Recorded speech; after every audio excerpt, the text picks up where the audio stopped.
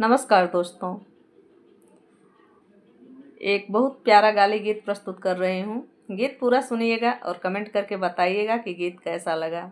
अगर मेरा गीत अच्छा लगे तो मेरे गीत को लाइक कीजिएगा, शेयर कीजिएगा।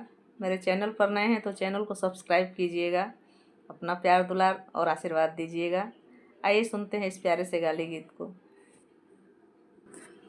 इस गीत को आप अपनी सुविधा अनुसार समधी को, भसुर को या जिस किसी को भी गाली देना हो उनका नाम लेके गा सकते हैं। तो अधिक विलंब न करते हुए आइए सुनते हैं। लाला सुनली समधी के बहिनी ने पढ़ी, लाला सुनली भसुर के दीदी ने पढ़ी, लाला सुनली दुल्हा के दीदी ने पढ़ी। अब इंग्लिश में भैली कमजोर ट्यूशन करावे के पड़ी। अब हिंदियों में भैली कमजोर ट्यूशन करावे के पड़ी। अब इंग्लिश में भैली कमजोर छिनरियों के पढ़ावे के परी। लाला इंग्लिश के मास्टर हमार भैया, लाला इंग्लिश का ट्यूटर फलाने भैया।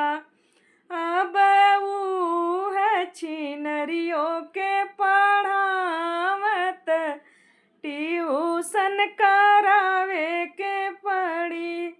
अब ऊ है छिनरियों के पढ़ावत ट्यूशन करावे के पड़ी। लाला दिन भर छिनरों के पढ़ावेल,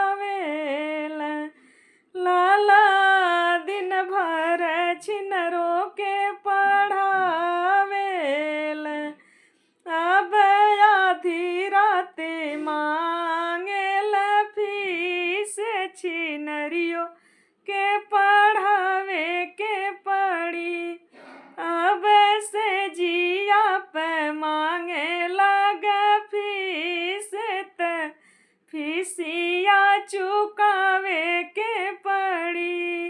लाला सुनली अगुआ के बहिनी नी पड़ी, लाला सुनली भसुर के बहिनी नी पड़ी।